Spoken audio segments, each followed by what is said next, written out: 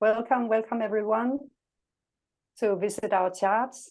This is the very first video on this YouTube channel, and I'm very excited to welcome my very first guest, Lisa Hedley from New York.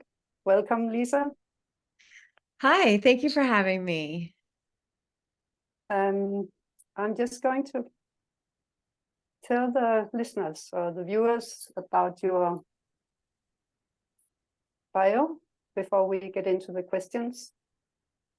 Lisa is a psychospiritual counselor and hand analyst who specializes in uncovering and integrating the shadow side to help clients heal, eradicate negative habits, and liberate consciousness to actualize the higher self. She has an educational background in fine arts, philosophy, transformative learning, Ashtanga and therapeutics yoga, hand analysis, and 37 years of spiritual practice. Her work is transformation training at the intersection of therapeutic and spiritual practices as a science-based and intuitive healer. She is dedicated to guiding clients to discover and trust their own inner wisdom, so they can go deeper, foster more meaning and sustainability, and fully actualize their gifts. And I would also add that you are a gifted writer, Lisa. Thank you. You are writing very wonderful newsletters and also small essays on your website. Very inspiring essays, I would say. So thank you. I regard that as another gift you have. But today is about astrology. So we're going to talk about your birth chart, and thank you for saying yes to do this. It's my pleasure. I love astrology. Wonderful, me too. And I'm just going to share the screen now so we can have a little look into your birth chart. So here we have,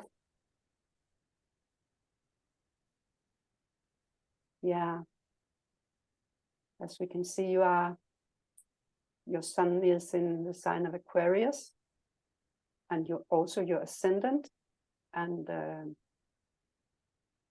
then you also have Mercury and the North Node in the sign of Aquarius, which made you, in my eyes,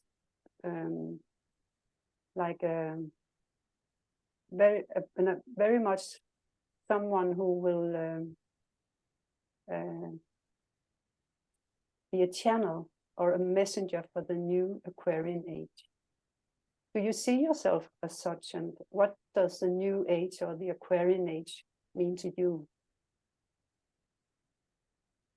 I do see myself as perhaps a visionary or an iconoclast in a way. I've always been an original thinker and at times have felt a little bit isolated and out there, but as there has been more and more movement towards what is very obviously a paradigm shift occurring for humanity at this time, I have felt more and more comfortable taking on that role as a guide and a mentor and an advocate, and most especially being able to share wisdom that I have accumulated through a tremendous amount of life experience and trials and tribulations, as well as various interests in multiple disciplines that I have pursued, both educationally as well as in my spare time. So I think this is a time that is calling forth all of those light bearers, if you will, who can serve the masses through this transformational time. Yeah. And what does Aquarian age mean to you? Have you any visions of this for the humanity? Well, they say that the sign of Aquarius is the most humanitarian, correct? That's my understanding, that it's it's very much about humanitarian issues, but it's also mentally oriented, and it's an air sign, as we know. And when I think about what's to come, I think about a huge transformation in collective consciousness towards a more collaborative, community-minded, even collective oneness, if you will. Some people will probably not go quite that far, but if we understand consciousness to be energy, and we understand that that energy is seamless, that there is actually no separation as physics teaches us, then we understand that we create this collaborative collective of consciousness on a global basis. And I believe that what's coming in the age of Aquarius is a great deal more awareness of that connection, both on a personal and on a collective level. So I believe that what's coming is more people acting in accordance with that awareness. So being more intentional, being more compassionate, and fostering what I would call the collective heart space, moving into a place where perhaps love can be an ideal that we aspire to in not only our day-to-day actions, but in our communities as well. Oh, that sounds wonderful. And also, it's a bit of a paradox sometimes, I think, because we normally we would talk about Aquarius like being very individualistic. Uranus makes people very individualistic. But do you think that this feeling of togetherness may even make us more individualistic, because we are coming together as a society or community? It's interesting you say that. There's an African writer. His name is Malidoma Patrice Somé. And he wrote a book called The Wisdom of Africa. And in that book, he says that individuality rather than individualism is the cornerstone of community. So I believe what we essentially are moving towards would be like a myriad celebration of our, infinite diversity, where community is strengthened through our individuality, where we are celebrating our unique gifts, but we do so in service to a collective vision, right? And Pluto moving into Aquarius in the age of Aquarius, it's not going to be without its shadow aspects, right? This is the beauty of Pluto. It's going to show us where we are perhaps unconscious of aspects that we need to see more clearly, which would be our adherence to individualism instead of individuality, right? So this idea of putting our individual needs ahead of the collective needs. So there's going to be sort of a reckoning between those two. What does individuality really mean? And what does individualism mean? Well, that's a very interesting distinction. And it also came to my mind about the concept of Ubuntu, where they say, I am because you are. I mean, yes. it's like also the individual, but we are because of, we are who we are because we all are together. Yes. Yeah. I love the term Ubuntu. It's a Zulu term from my native South Africa, and it's something that I have held in my heart for a very long time. This idea that we are all in it together, for sure. That I become who I am because of our collective, and as well as the inverse being true, that the collective is also fed by who I am. Absolutely. Wow. Interesting thoughts at the beginning of the Aquarian age. Yeah, but I would like to talk about your moon also, because the moon is so important as to our well-being, our emotional well-being, and also I think about the divine feminine. And I have read some of the things you have written on your homepage, and I can see that you have been a caretaker from a very early age. Yes. And you write about how you had a decade of eating disorders following your arrival in the United States when you were only 9 years old. So I see your moon in the 8th house in the sign of Virgo. It's a earth sign, and I presume that you have great sensitivity to other people's needs. The 8th house, other people, and other people's values, their moods, but also that you yourself would have a need and a talent for deep emotional contact with other people, with your loved ones. So how did you learn to attend to your own needs and have your own needs met? That's a good question. It took a very long time. I actually think that that's still ongoing. I have been, as you mentioned, I became a surrogate mother to my younger brother when I was just 9 years old. And mostly that was by default because I loved him, obviously. And I knew the inner turmoil that I was going through at the departure of my mother, and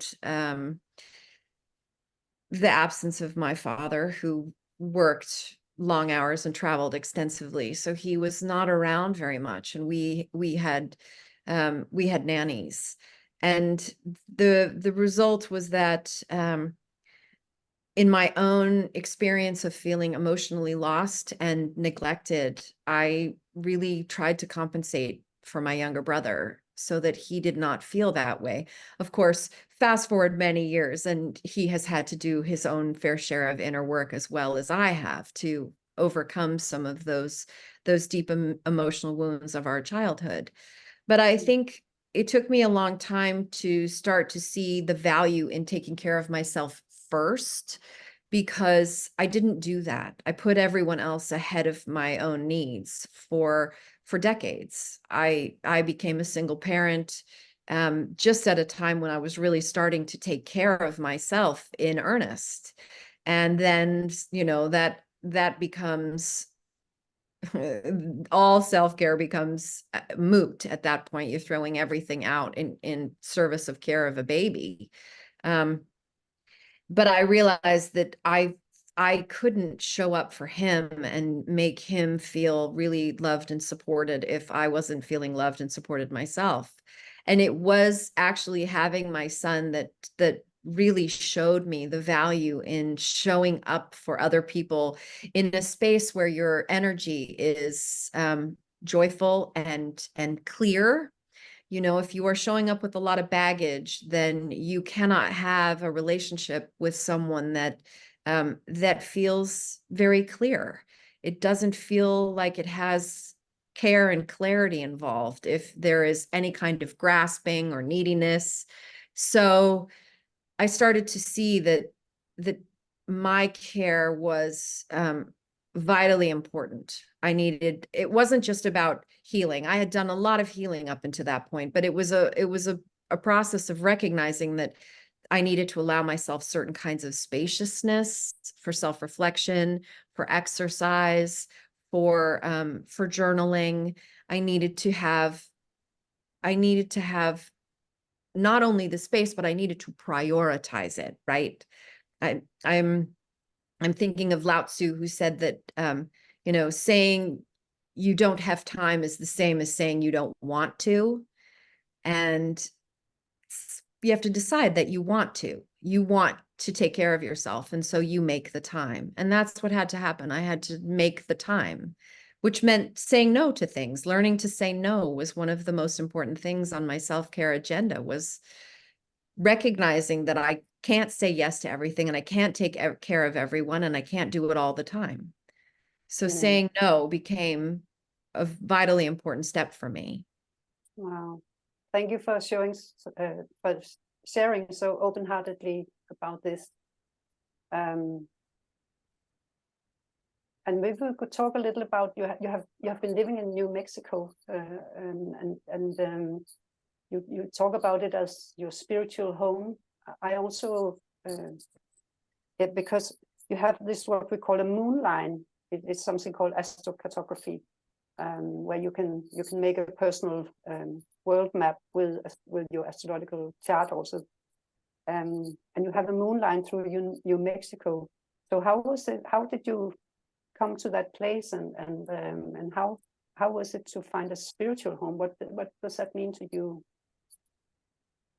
It's a good question, because I didn't know it until I found it. So when I was a sophomore in college, I went to college in Arizona. And when I was a sophomore, my mother moved from Los Angeles to Santa Fe, New Mexico.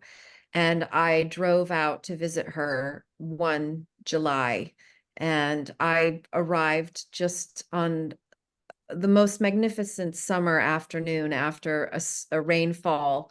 And the city had this delicious smell, that smell that you find after a sort of a warm rain. And the clouds it had this magical quality. The light in New Mexico is truly divine. It has this crystalline quality that is I've just never experienced anything like it anywhere else. So I arrived, and it was just the light and the smells. It was, the sensory experience was so beautiful, that I felt like I had come home. And in some ways, I felt like I had woken up. I felt like I had woken up in a way. There was an aliveness to the experience that I thought, wow, this is something. I don't know exactly what this is, but I know I'm touching something special here. And I knew that during the course of that visit that I felt aligned with the space. This place had touched me in a way that nowhere I had ever traveled before had done so. And I felt I had come home. I experienced a sensation of, yes, this resonates as right. So I knew I would live there. It wasn't until I finished college 2 years later that I ended up moving to Santa Fe for the first time, and began a process of deep healing. It was because my mother lived there, I started to heal my relationship with my mother, which was also subsequently really healing a part of my relationship with the feminine aspects of myself. My father was very much an overachiever, a very accomplished surgeon, and I had masculine ideals were very much prevalent in my household growing up. So I was very much operating in my masculine energy. So to be able to live in Santa Fe and to spend time with my mother and start to cultivate those parts of my feminine energy with her, but also in this place, was really beautiful for me. During that time, I really did a tremendous amount of healing on my body. You mentioned that I had eating disorders. I had to go through care at a clinic to overcome those issues, and had to spend time with a nutritionist and a therapist for at least a year after my treatment. And then that is something that is always with me, right? I'm always consciously aware that I have this relationship with my body that is somewhat tenuous. But while I lived in Santa Fe, I took up hiking and really discovered that not only are the Sangre de Cristo Mountains a very magical place, somewhere that I draw strength from even now on hard days. I can go inward, and I can vision it. I can hold the energy of those mountains inside me, and they bring me tremendous strength, but they brought me tremendous healing too, because I hiked every day, and I did it for the entire 15 years that I lived in Santa Fe. I got up every morning and did an early morning hike in those mountains, and I was completely transformed, because it was Wow. the equivalent of a moving meditation. And the more I came back to my relationship with my body, but I came back to a relationship with Mother Earth as well, I was aware that every time I was there, I was feeling embraced by nature. I had experiences that were so beautiful, experiences with animals that were so beautiful. And that led to yoga. I took up yoga while I was there as well, and subsequently became a trained teacher, and I still practice 24 years later. So it became a deepening relationship with my own body, with my own divine feminine, and very much a path of healing. Wow, so beautiful. And it reminds me of yesterday I was reading Diana Cooper's book about the new golden age. And she actually said that the mountains, they are sending out sound. So I so, believe that. yeah, it's Yes. an example of the healing power of nature, as you are talking about. Wow, that's beautiful. Well, it doesn't have to just be mountains, right? We know that every time we put our feet on the earth, we are connecting. And I think it's a vital step that we should all be taking on a daily basis, but that's just because that is what I have needed so desperately. Yeah. And yeah, you must have a deep connection to nature, because I also read somewhere that the people who live in the cities, they are the advanced classes because they need to have the connection inside to nature, you know. Well, I don't know. I live in New York City and it is a pretty crazy place to live, but I start every morning walking in the early hours in Central Park, and I don't think I could live in this city without that park. It's my godsend. Yeah. Wow. Yeah, and your moon is also aspected to Venus in your birth chart. Venus in Pisces in the second house, which I see as a very high spiritual values, and Moon and Venus together is also a strong divine feminine energy, I would say. Would you mind talking about your spiritual values, and how do you embody spiritual values in your close relationships?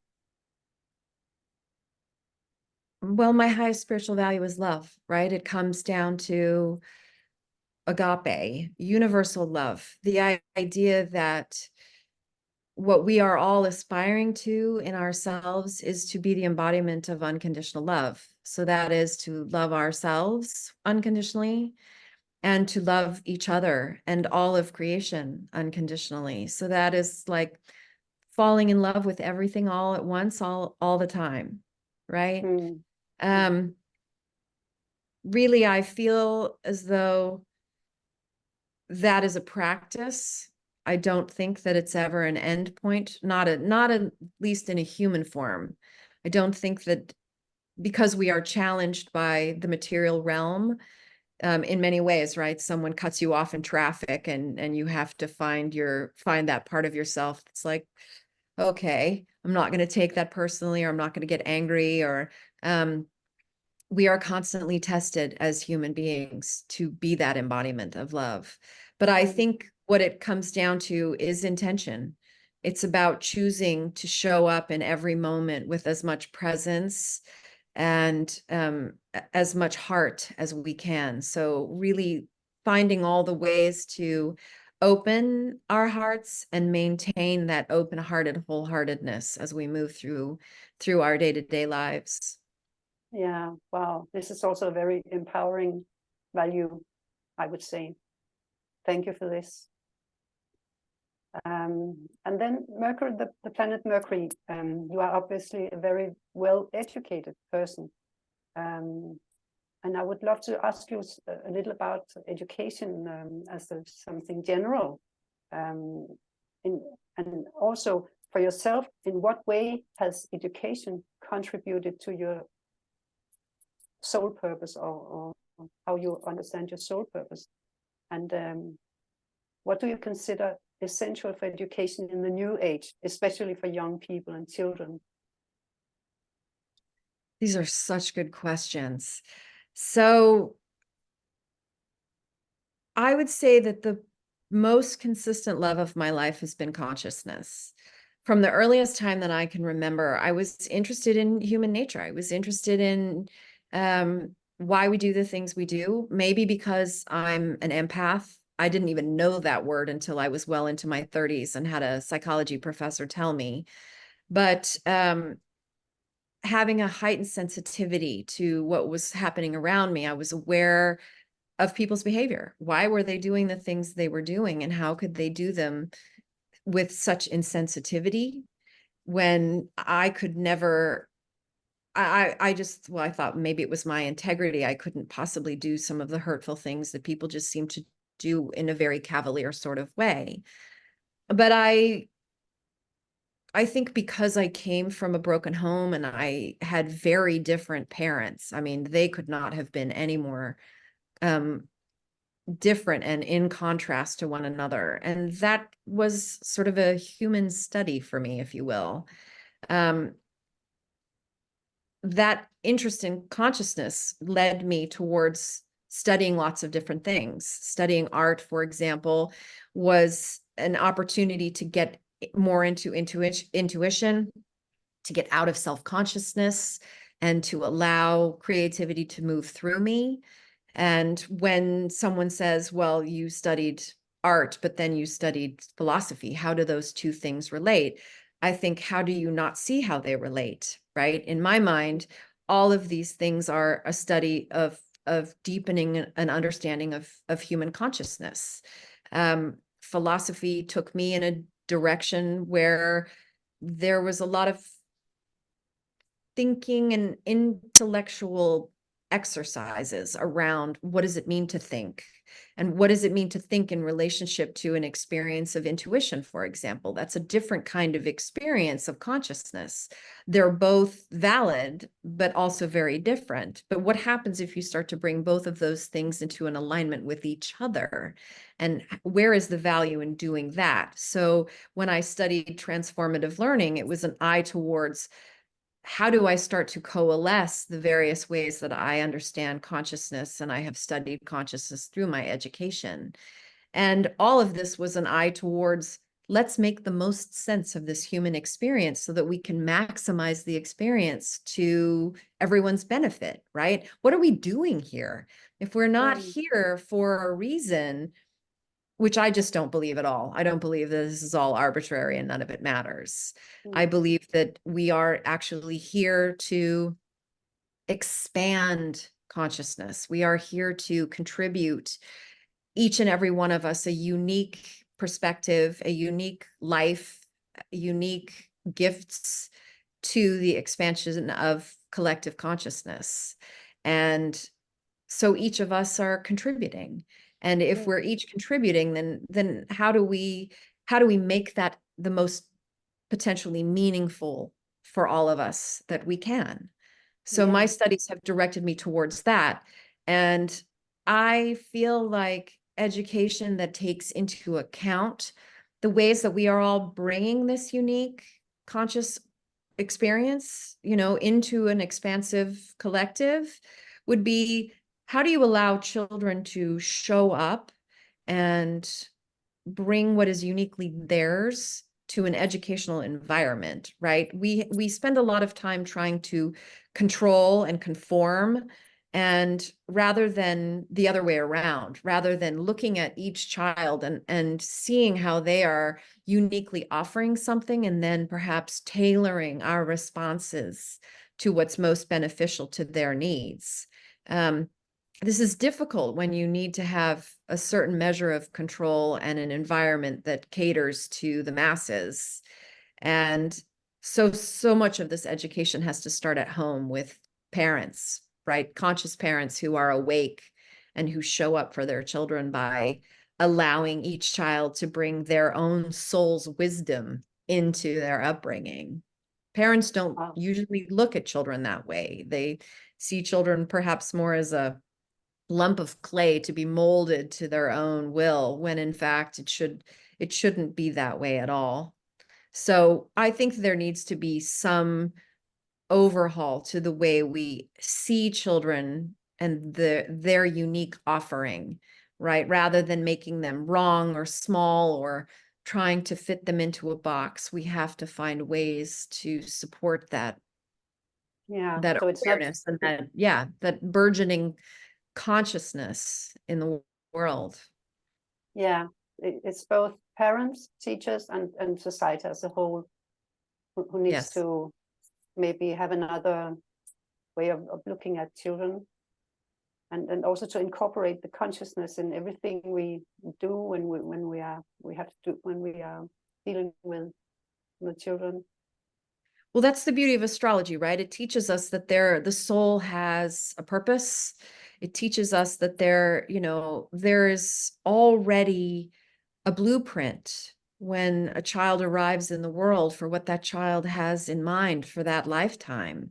And if you discount that and you don't believe that a child's soul has a plan and they have made, they have charted the course for their life, then you've automatically put that child at a disadvantage.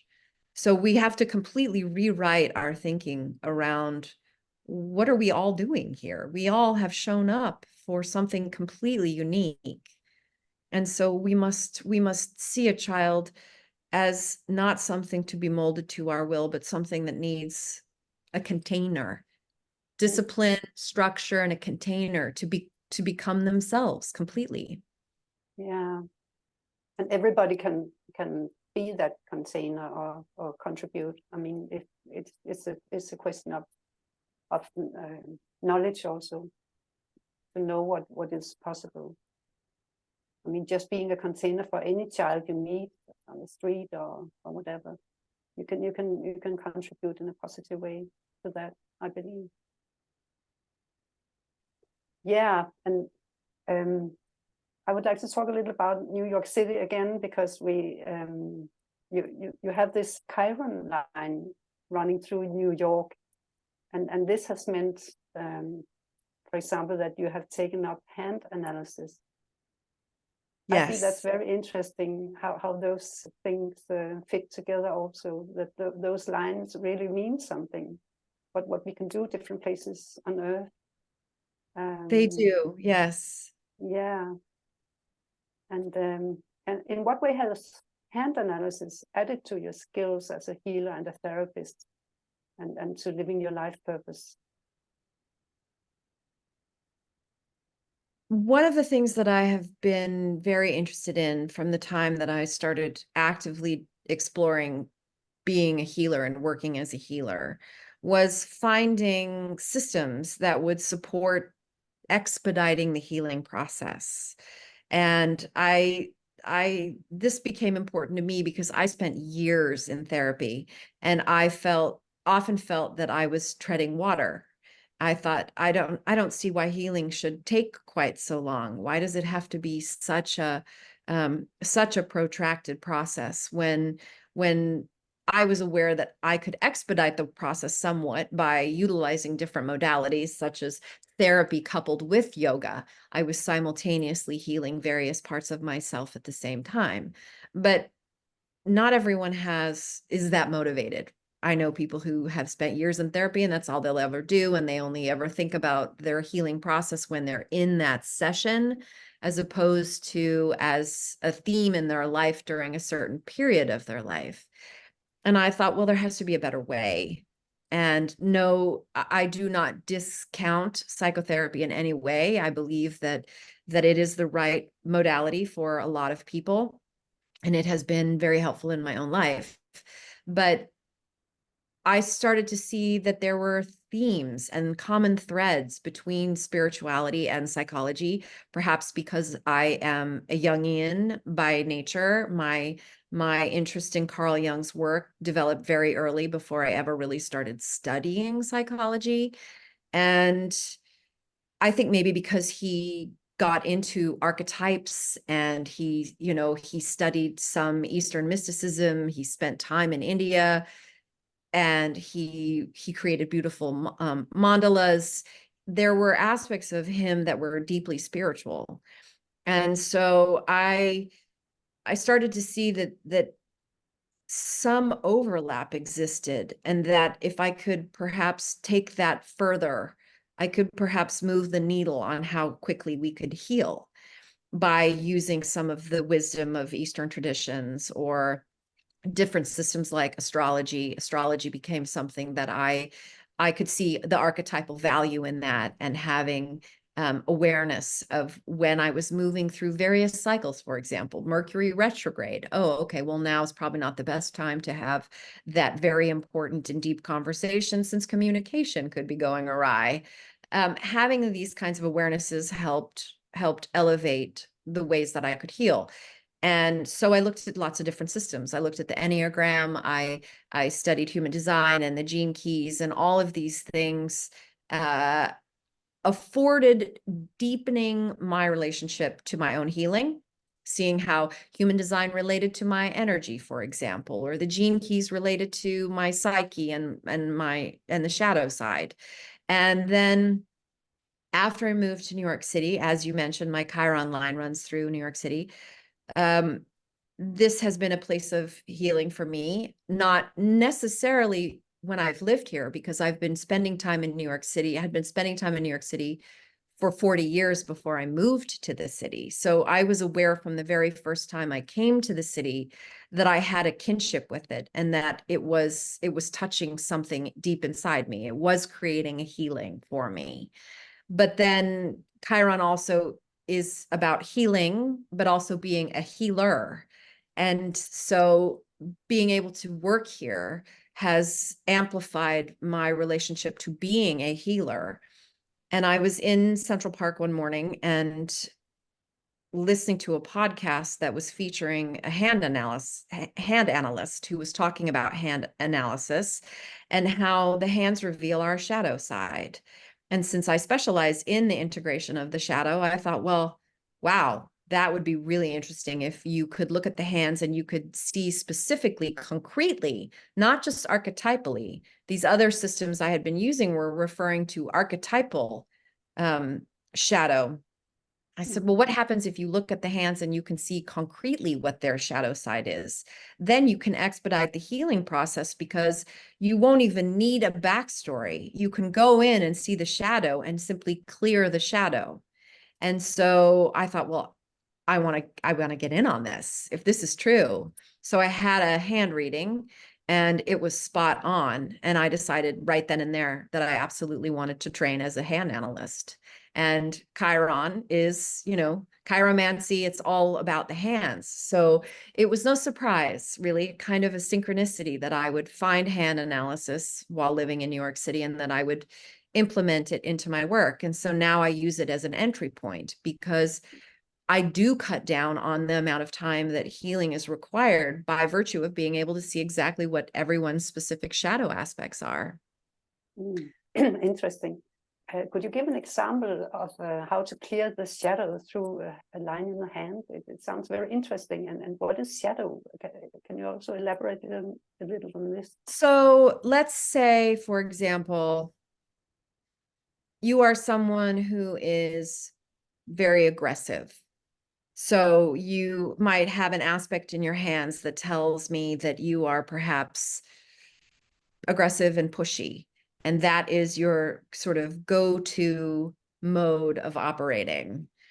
Well, you probably run into a fair amount of trouble in your life, because people will either find you abrasive or off-putting and alienating, and then that leads to other issues, right? That could create conflict in your work environment or conflict in your relationships.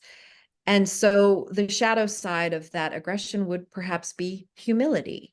And if you didn't know that humility was an unconscious part of yourself, you might not know how to access that humility.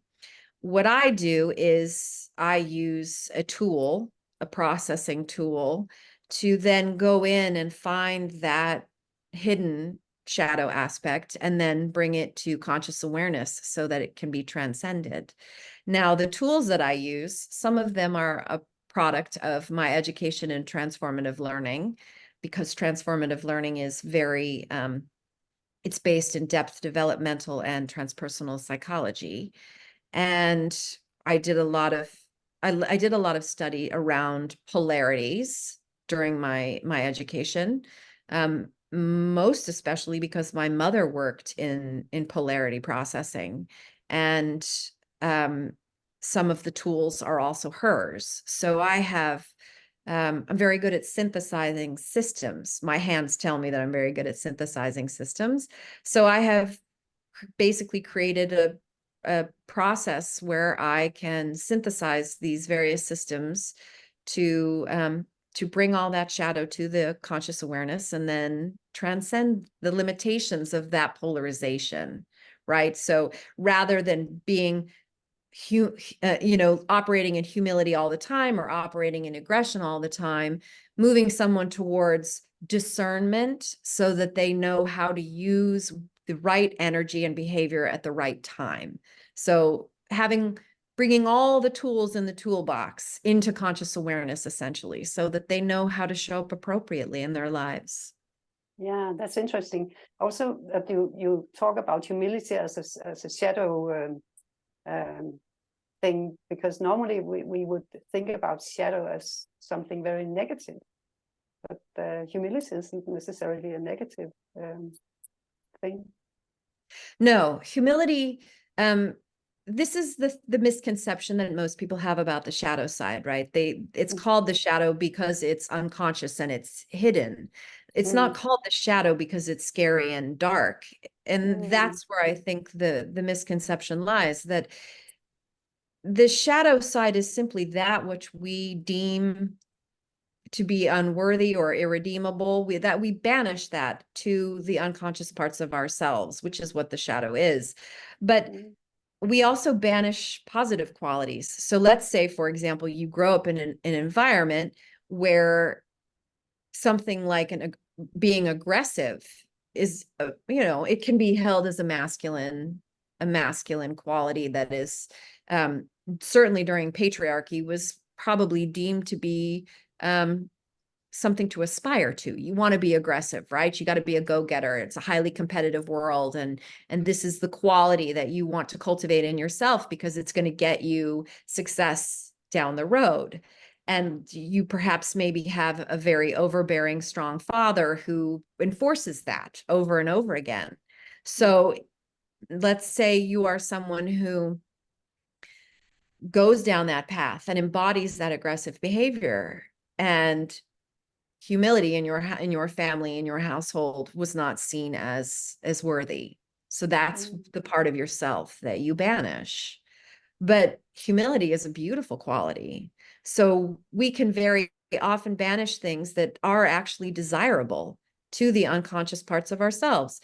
The same is true with, perhaps you grew up in a household where turning into a doctor or a lawyer was, your parents aspired to have a doctor in the family, and perhaps you are a naturally creative type. And so your creativity is something that you banish to your unconscious self, and, in favor of being a doctor, only to find yourself somewhere down the line, either moving through your Saturn return or having a midlife crisis where you are stuck in a crisis of self-conception because certain parts of yourself that were valuable to you as a child, you have not taken ownership of and utilized in your life. Then it becomes a dilemma around, how do you excavate that part of yourself, and then maybe even have a course correction where you change careers and start to flourish as an artist once again. Wow, that's really interesting, and it is also confirms that it's about looking at the whole. I mean, the astrology can show you the whole person, like the hand can show the whole person. I think it's about looking at, and it's so interesting that you said that we are the ones who banish things to the shadow. It's not something that is given. It's our own consciousness that is doing it. Of course, yes, because also our upbringing and society and all this, but it eventually is something we are doing to ourselves. yes, right. As children, Wow. we want to be loved, and we want to be admired, and we want the intimacy of our families in a way that means that we compromise our souls. We compromise our vision for our lives over and over again. This is one of the things that takes place as we heal and do the inner work in adulthood, is reconciling those parts of ourselves that we abandoned, right? Forgiving ourselves and finding the love in our hearts for those parts of ourselves that we chose to let go of. Yeah. Wow. That's so healing. Thank you for that. And it brings me to the next question. And maybe we should put up your chart once again for people who would be interested in the astrology. because I would like to talk about the Saturn-Pluto aspect in your chart. It is also very much connected to shadow and traumas and things like that. And you have this beautiful kite formation in your chart. You have a trine between Saturn and Pluto, and then Mercury is part of this grand trine, as we call it. And even more, you have this the kite formation, which includes Neptune in your 11th house, which is about groups and society. And I have a question about the Saturn-Pluto. Yeah, grand trines, they indicate a mastery of archetypal energies that we bring into this incarnation. And Saturn and Pluto are known for being about trauma and power balances in the world, and also about resilience, endurance, and great courage in the face of danger. Saturn and Pluto can be great oppressors also of powerful energies, not only in society, also in our own psyches. And I call this aspect the combination of Saturn and Pluto breaking our deepest ground, because Saturn is about the structure and the stability, and then Pluto is, as we know, about the transformation. But ultimately, when they are integrated, they must lead to oneness and universal love, in my view, because when we are realizing that the physical world is all energy created from within our own hearts, it must be like that. So I imagine for you, being born under a trine between Saturn and Pluto indicates that you may have a special gift for dealing with trauma in a harmonious way. And then with Mercury trining, both planets are being able to navigate between the upper world and the underworld and communicating about it with ease. And I wonder if you have some good examples of traumas being healed. You just talked about how to heal the shadow side, but do you have more examples? And what would you say is the essentials in trauma healing?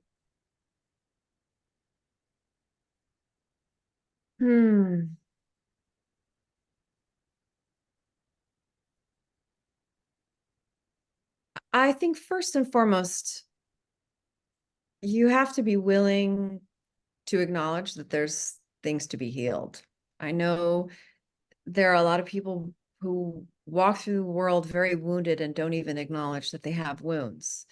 I think my childhood, there was so much upheaval in my own childhood that it was impossible not to know that I had wounds.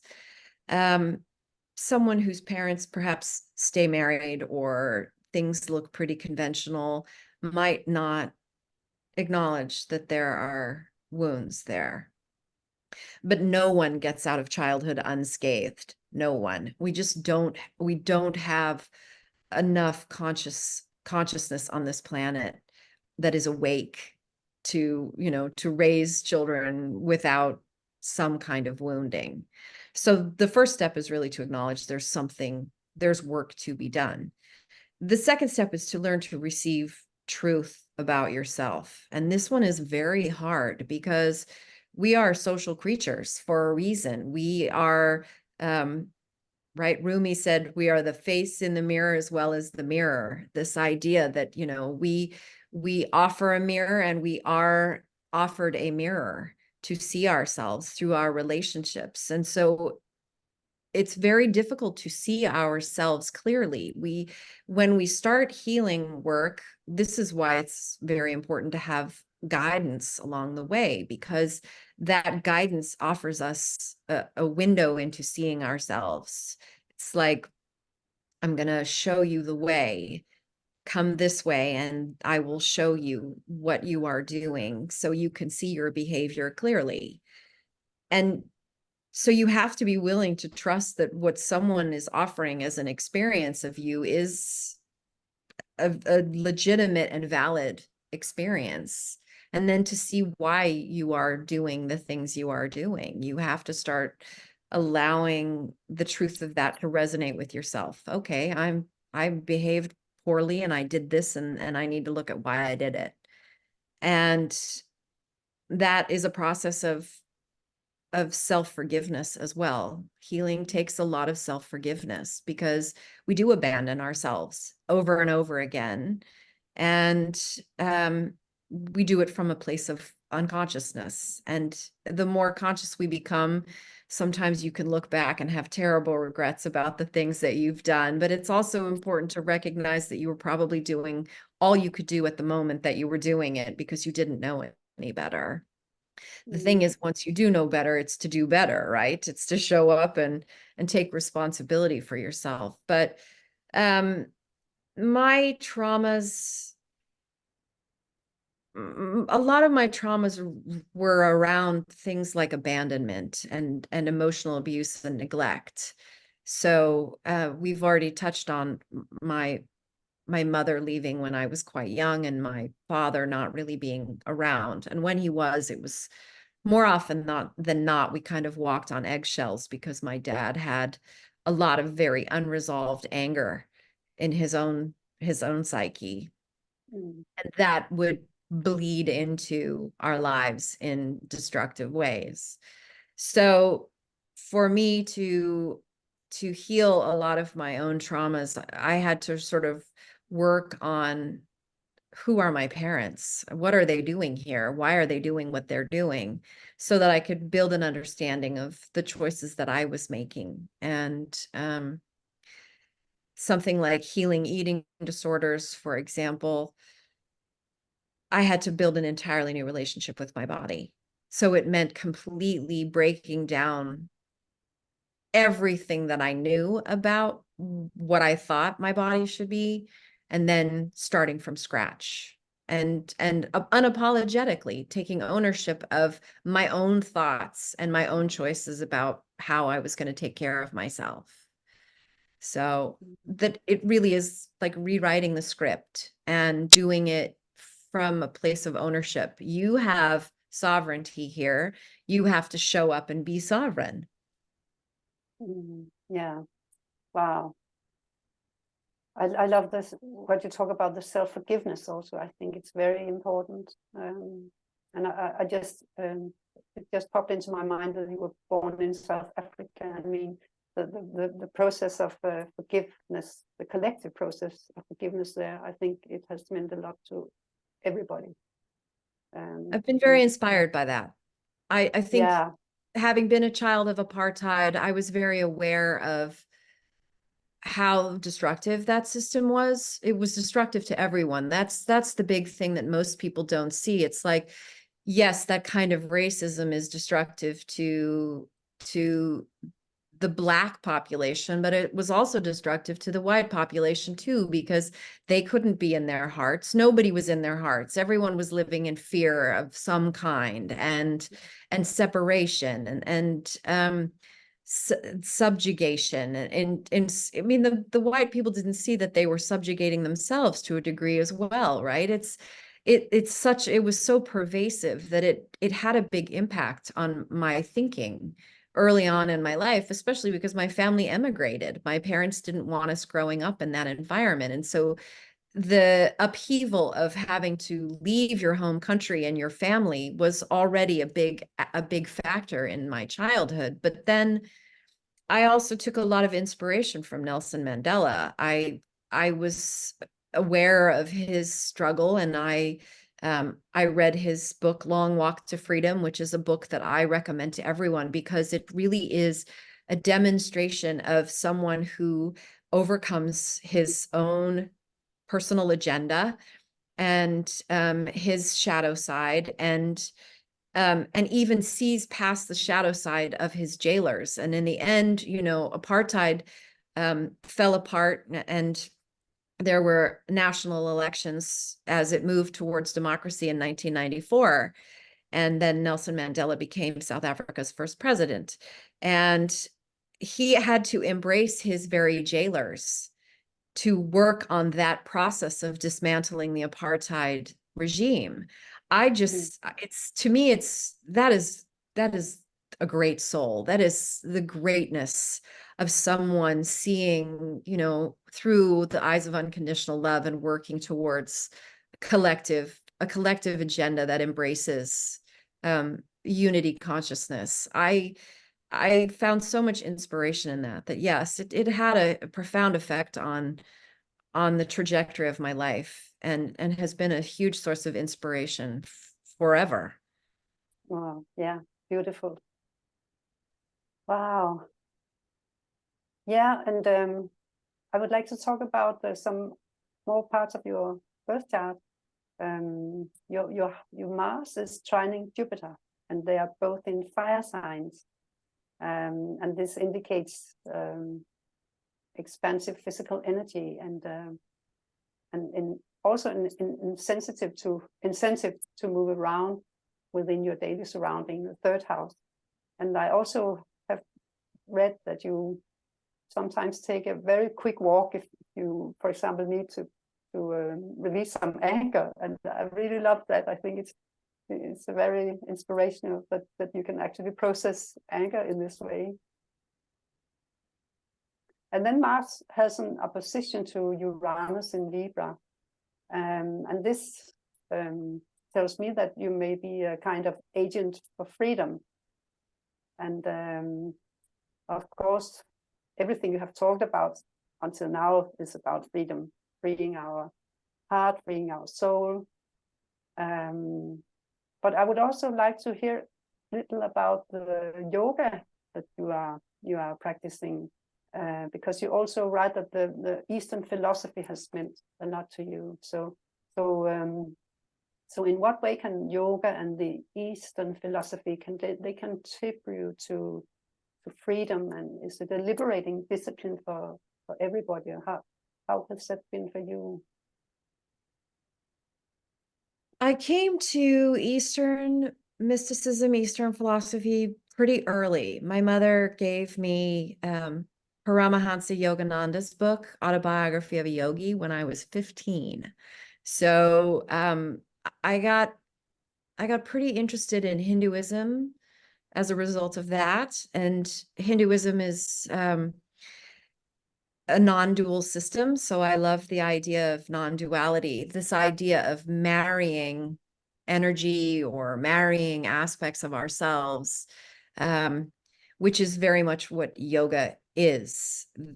It's yoga means union. So it's this idea to yoke, this union of complementary energies, masculine and feminine, parts, you know, these parts in our physical bodies. And the idea of the chakra system, right? All of these chakras that work together to create an energetic vitality in our bodies. All of these things became, they were points of curiosity for me. And so as a process of healing needed to take place in my body after the eating disorders, I obviously I used the hiking, but I also used yoga as a means to really heal in my body, because the experience of yoga is very much a non-dual experience, in that you are both exerting yourself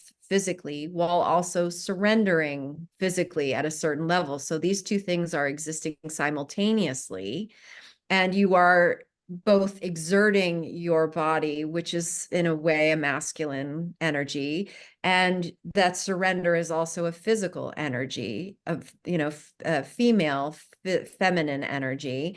And so these things are happening simultaneously, the non-duality of the union of masculine and feminine, exertion and surrender. And as I experienced these things in my body, I would have peak experiences. So it was not uncommon at all to have transcendental moments on the mat when I would get my body right into the perfect alignment, which there's no such thing as perfect alignment, but there's perfect alignment in your body, where your body accommodates the posture to the best of its ability. And then the the surrender aspect of that. So once you're in the pose and you're holding the pose, then there's sort of self-consciousness drops away, and you let go, and you can be completely in that space of transcending the limitations of your body, transcending the limitations of your consciousness, transcending the limitations of the exertion. Sorry, I've got a very persistent teenager who is sending me messages at the moment. But this idea that these things can exist simultaneously was very healing for me, right? I can both love my body, but also maybe not be as satisfied with my body as I wanted to be. And so I liked any process that would be a process of self-forgiveness. Yoga for me became about not reaching a goal, but experiencing the beauty of the practice itself. So that's how I started to see my body as being in a constant state of adjustment rather than trying to maintain some sort of ideal. This idea that I'm moving towards being strong, being vital, feeling buoyant, utilizing all of that energy, right? I have a lot of fire, as you mentioned. I have a lot of fire. It shows up in my hands. In the human design system, I'm a manifesting generator. Being able to use this energy, but using it in a way that is very positive, right? So positive movement for me would be, how do I open up that heart space? How do I share that energy collectively? And yoga really brought me that. I can remember one particular Saturday morning practice, which will stay in my heart forever. I had been practicing about 5 or 6 days a week at the time, and I've become a very advanced practitioner. I was practicing with a teacher that I had practiced with for about a decade. And it was her Saturday morning class. It was all advanced students. I knew the entire class because we were regular practitioners together.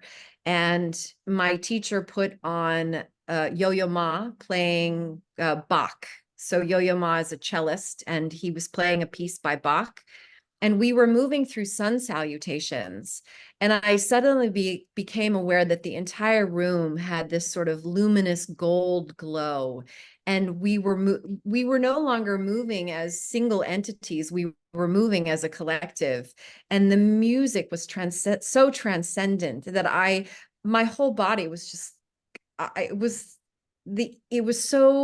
in a state of ease and grace. There was almost no exertion whatsoever as we all created this collective movement to this music. And I just went somewhere else. I'm like, we have just opened a portal to the universe in this room. And I just started to cry. It was the joy and love that moved through me in those moments were so beautiful and profound. And those are the moments that I come back to on that mat. I'm like, you don't have to be sitting in meditation, letting go. You can be moving through the world in a way where you can open that awareness wherever you are and whatever you're doing. And that to me was very inspiring. I thought, if I can do Wow. this on a yoga mat, I can do this in the middle of a big city, right? I can hold that heart space for everyone around me as I move through my day. Yeah. Wow. Thank you, Lisa, for sharing this, because you have just done it. I really felt the energy when you talked about this experience. Wow. Thank you. So beautiful. Yeah. Wow. And what an inspiration about yoga also, because I have been tending to regard every exercise as something that you have to do, And Yes. this is something very, very, very different. Wow. Thank you so much. Yes, the have to do aspect was a mindset that I held on to when I was in the midst of the eating disorders, right? This idea of I have to exercise or I have to take care of my body. Then yoga taught me to want to move my body. It taught me to love moving my body. And it taught me to have a regard for my body, right? I can't tell you how many moments I would get into a pose that I had worked for, right? I had worked my way towards the strength and flexibility to do it. But then once I was there, I would think, my God, look what I am capable of. This is amazing. Look what this body can do. This is so Mm, beautiful. Why would I not want to keep doing this? Right? yeah. That Wow. kind of reverence. We all should have that kind of regard. This is the Yes. vehicle that my soul chose for this lifetime. And I want to do what I can to ensure that I maximize my gratitude for having this. Yes, for Wow. sure. So beautiful. Thank you. Wow. Um, yes. And then we move on to something a little different. Um, and it's about your Jupiter. Jupiter is the archetype of the teacher. And your Jupiter is in a close square to Pluto. And the combination of these two planets is often seen in the birth charts of powerful politicians or people who make a global impact. And Pluto is in your 9th house of higher learning, international travel, and cross-cultural outlook. And Jupiter is the 11th house of group consciousness, friendships, and community. And we have talked a little about you were born in South Africa, and you lived in 4 different countries until you were 9 years old, and your family moved to the United States. So I would like to ask you a very general question about politics. How do you envision the role of politics in the evolution of humanity? It's such a good question, especially right now, since we're seeing so many fluctuations in politics globally. I've actually become apolitical in the last handful of years because living in the United States, most particularly, has made it almost unbearable to get stirred up and wrapped, in these political debates now. I see it as very unhealthy and very much a process of fear mongering that is taking place at a political level. So I have decided to walk away from all of that polarization, and I try to view all of it from a place as a neutral observer now. I take in information from a variety of sources, and I choose to neither believe nor disbelieve, and instead to just kind of have an awareness of what's happening. Because I think what's really happening is we are seeing old systems in a state of breakdown. So while we don't necessarily see them, well, you could argue that American democracy is definitely in a state of breakdown. But I would say that we are seeing politics as we have known it to up to date in a state of dissolution, right? We are shifting paradigms. It's not just that there's a climate crisis or politics is in disarray or patriarchy is falling apart. We are in a paradigm shift, and that paradigm shift, I wholeheartedly believe, is away from separation. At the core of what we are shifting away from is the perception of separation. So I believe the paradigm shift is moving us into collective oneness, an awareness that we are a collective. And as a result, all systems are subsequently going to undergo a radical transformation, be that politics or otherwise, right? So politics, I think, is going to have to start to account for how we are a global community, how we are a community that shares one planet, and that is a planet in deep distress, right? Mother Earth is telling us in all of her not so subtle ways now that we cannot continue to live on this planet the way we have been. So we now have to start operating as as a global cooperative, that we are going to have to start making choices politically that are globally oriented. And that's not to say that we discontinue having local politics, national politics. Those things will continue, but that all of the politics now must have a collective mindset as it moves forward. It must be moving forward with consideration for the ways that we are a global community. So where politics goes from here, I don't know. My sense is that there will be there will be a certain amount of upheaval as an inevitability, because the systems as they are still run by people that have mindsets that are still attached to an old paradigm.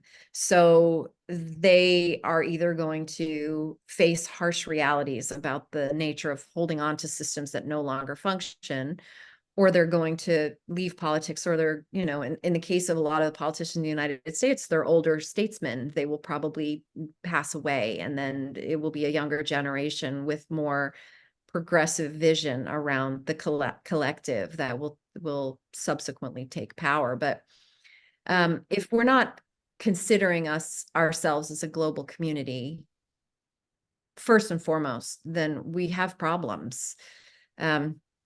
Because everything is so interconnected now. There's never been a time in human history where we have been more interconnected, given the fact that we have the technology that connects us instantly on a global scale, right? You and I are sitting here enjoying the comfort of a conversation between New York City and Denmark. That's a remarkable thing, right? That's technology. That's incredible. And that affords us not only the connection, but the commerce, right? Our economic systems are connected. Our planetary needs are connected. So we have to start operating that way. It's a beautiful symbol of the Jupiter-Pluto combination. I think the need for the global outlook, because it could also be, Pluto could also be something that controls our minds. Jupiter, our thought forms, our philosophies, our belief systems. So you are talking about the transformed, actually, Jupiter, I would say. That's beautiful. I really see you as a powerful communicator with high ideals, Lisa. And your kite formation also points to an artistic talent. The focal planet of the kite is Neptune, the planet of imagery, imagination, sound, music, and the visual arts. And Neptune is in Sagittarius in the 11th house of group friendships and collective hopes and wishes. So the way I see your birth chart is that through Neptune, you would be able to channel your gifts inherent in the trine of Saturn, Pluto, and Mercury. And I know you're educated as a fine artist also. I don't know how you are practicing this, but you have the opposite Neptune is Saturn, and Saturn and Neptune is about balancing the ideal and the real, the tangible, the end result, so to speak. So the gift in your trine seems to be about communication of the ideal, Mercury sextile Neptune, and also about transforming the image of the ideal, that's Pluto and Neptune. And I wrote some articles about Georgia O'Keeffe, and I know you have read them also and commented on them. Thank you so much. But I see some similarities between you and her in this way, because she was born with a conjunction of Neptune and Pluto, and you have the sextile. So as I see her work also, it is about transforming our God image. She didn't do it in selective ways, in words or anything. She just made very powerful paintings that really touched us so deeply that we. You talk so beautiful about it also when you talked about the nature in New Mexico, how it transformed you, how it Mother Earth sort of embraced you. I think we could say it could say it in this way. I was wondering if you have some visions for humanity from this Neptune consciousness. About, maybe you have also talked about peak experiences and some of the ideals. What would the ideal Mother Earth look like for you? Oh, that's such a good question. I think first and foremost, there would be no judgment or cruelty. Really, something like war in my mind is just so archaic. but it's not even the fact that we can have war at this point in human history is astonishing to me. How our minds can, I can't even wrap my head around it.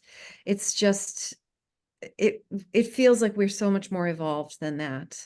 But I think my vision would be that everyone gets their needs met, their basic human needs met with dignity and respect, that everyone should be allowed to be themselves wholeheartedly, free from judgment, that we should be celebrating all the ways that we are a reflection of what's possible as human beings. I struggle with how we get from here to there, but I am also aware I'm not going to live long enough to see a lot of the major transformations that are coming to our planet through this human evolution. Because it's going to take longer to implement these changes as opposed to shifting consciousness. That's the thing about consciousness, that can shift in the blink of an eye, but how we manifest those shifts into material form will take longer. But I do believe that what I'm living through now is that conscious shift. And so I see my role as someone who is here to help people understand how to balance and integrate the spiritual and material. How do you bring spiritual concepts, spiritual realities into material form? How do you live a spiritual life, but still have, material possessions? There are a lot of people that say, oh, well, you can't be spiritual and own anything. And I think that that's absolutely misguided. I think, the idea is what's enough? What does your soul need to be satisfied? How do you explore what that inner fulfillment is for each of us, right? It's not excessive. It doesn't have to be. So somewhere in there is a balance where everyone should be thriving. Nature is naturally abundant. The universe is naturally abundant and provides. And, we don't, our systems don't allow that. We are not treating everyone with the same reverence and respect that they deserve. The systems make us complicit. So those systems that make us complicit are going to break down because more and more people are going to opt out and they're not going to participate. And we see this already. There's a lot of movement towards making choices that are ecologically friendly and shopping local, and where there's ways to move forward in material form that are not going to be as destructive. And I think with time there will be more and more of that. It won't be so much of a challenge to embrace clean energy, for example. We're all going to want to do that just because it's not just because it's the right thing to do, but because it's going to be accessible to everybody. And that's where we're going. I think it's going to be more reverence and respect for the environment that we live in, more conscientiousness about the choices that we make towards the planet we live on, more conscientious choices about how we create social structures, social safety nets, for example, that support people. As we move through this paradigm shift, we have to have social safety nets in place. And I know that that is not a popular sentiment in the United States, where people would see that as socialist, but if you do not provide like retraining programs for people who are going to be displaced by emergent technologies, then you do your entire population a disservice, right? If we're going to move away from fossil fuels, you must have training programs to help people, transition to clean energy sector, that kind of thing. That's what needs to happen now. So my vision is, how do we transition? More than anything, I want to impart a vision of what's possible, but I want to help people be, I don't want that to be a lofty aspiration. I want that to be something that they can take steps in their lives to start implementing those changes. Yeah. That's a beautiful expression of the Neptune-Saturn opposition, I think, in your chart. The ideal and the real, the spiritual and the physical life. And also the feminine, the divine feminine, the mother who cares about everybody, and the necessity for this.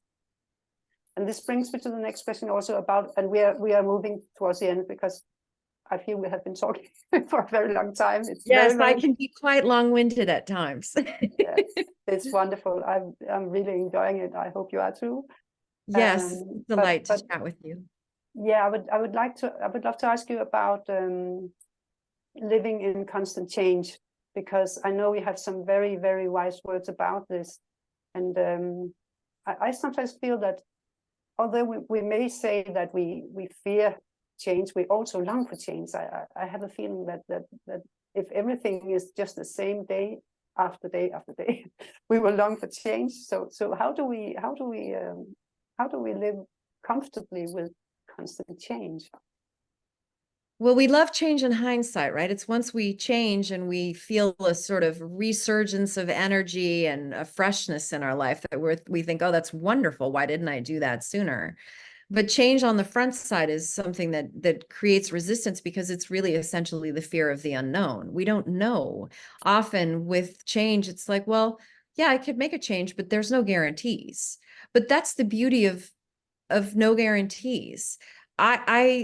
I don't believe that our soul ever lets us down. I think that we were built for change. We really were. Our soul came here for an evolutionary process, which at this time is highly accelerated. And we all made this choice to be on this planet during this transition. So we signed up for this. So if that's the case, then yes, we have to absolutely say, yes, I'm in it for the experience of the change. I'm going to ride the wave as opposed to getting, stuck down in the churning part of it. So I think things like adaptability, resilience, and flexibility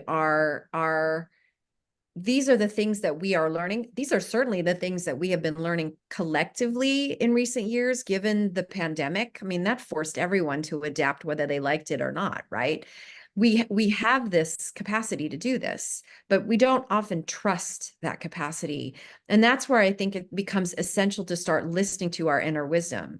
And if we can go inward and listen to the voice of our hearts, listen to what our hearts are telling us, they always tell us it's okay. It's possible. The heart holds all things to be possible. So if you believe that that's true, then you can see change not necessarily as something that's scary, but reframe it as something that is that has potential to spark curiosity, to incite magic, to foster joy, and to definitely create expansion. Because whether something changes for the better or the worse, it's always informative, and that information is always going to create an expansion in our awareness. So starting to see change as fundamental to the universe, fundamental to this process of being human, sort of takes the need to hold on to resistance and limitations, sort of throw it out, just let go of that. You came for the ride. So rather than shutting down and not allowing it to show up, go, jump in, go with it. I think I believe that the universe wants to provide way more than we think we even deserve, than we even dream of. And I think that the moment you start allowing change into your life, the moment you stop dreading it or you stop fearing it, is the moment that magic really shows up. Things are they're going to show up way better than you can probably plan for and predict if you stop trying to control it. Wow. Thank you. That's so beautiful. I really love that you connect the heart to anything being possible. That's really quantum consciousness, as I see it, because this is where the love is reigning. Wow, that's wonderful. And then my last question is about your personal future, because as we both know and subscribe to, astrology is archetypally predictive and not concretely predictive, because of course our feelings and our thoughts, as we know, they decide our future. But in the near future, Pluto, the transit Pluto, will conjunct your ascendant and Mercury, and your ascendant is how you show up in the world, and Mercury is about communication, and Pluto is about empowerment and transformation. And since both your ascendant and Mercury are part of the kite, the whole kite formation will be activated by Pluto in your birth chart. And it has gradually begun already, since Pluto was in the first degrees of Aquarius in 2023. And it will finally enter in this year 24. So if it's all right for you, would you talk a little about your personal vision board for this new year? Yes, absolutely. Well, I think my biggest thing is communicating on a broader scale.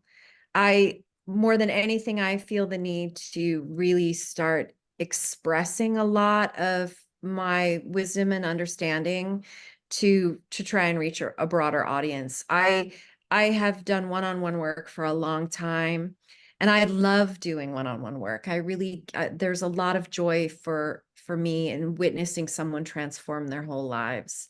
And I feel very privileged to be able to do that. And I will continue to do the one-on-one work, but I'm taking my newsletter to Substack, and I am also going to be offering more offerings there in that space, because I feel like people need a lot of clarity, right? As we transition through what is a chaos point for humanity, consciously, and as our systems do transform, it is going to be scary. And I want to be able to offer that support and insights as to what's happening, because while some people really see this as a scary time, I see it as I see it as an amazing time. I'm excited about what's coming. I feel like it's not going to be without its challenges, but on the other side of this window of work that we all have to do collectively, something really beautiful is going to manifest. And I'm not going to be here to see it, but I know that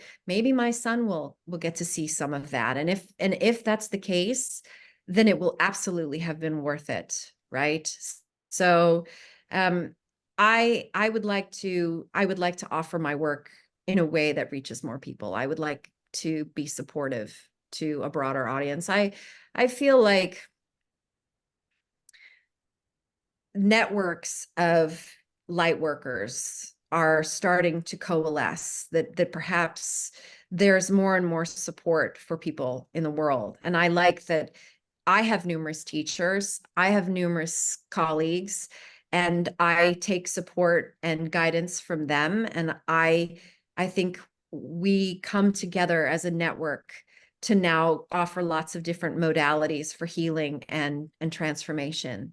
And that's what I think is starting to take place for me at a personal level. I know that that's true, but I think that that's also happening for the collective now. We're getting enough information and support out into the world in ways that people are finding it, and people are starting to feel better. And the result of that is that we will reach a critical tipping point where the heart will open, the collective heart space will open, and people are going to start living more wholeheartedly. Thank you.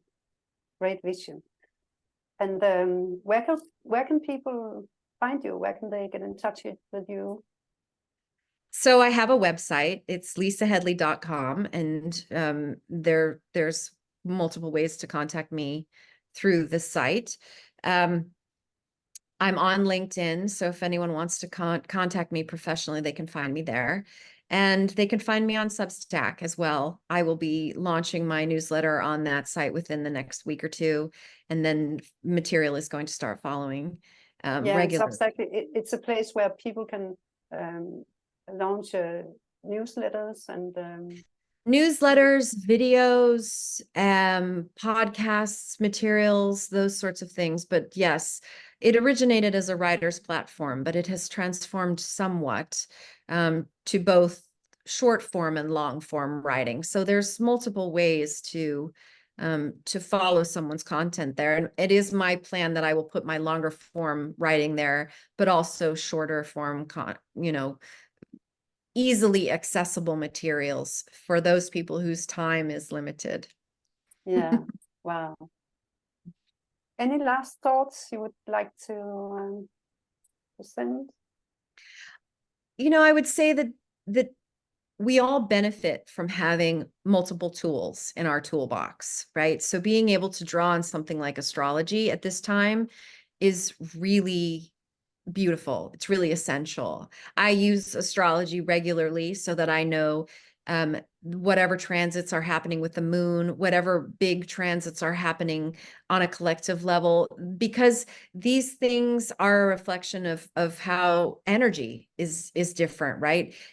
Whether our energy is going to be flagging or thriving, or it could be guidance to maybe lay low on a particular day or prepare for jams in technology. I find that astrology is a tool that gives me guidance about kind of what to expect, especially in the world around me. How are people going to start behaving if it's a new moon or a full moon or what have you? So these kinds of tools I think are invaluable, and I would recommend to everyone having tools, be they journaling or tarot or astrology. Certainly, I don't think you can have too many tools. I think it just becomes a question of refining your tools, what works best for you and when, right?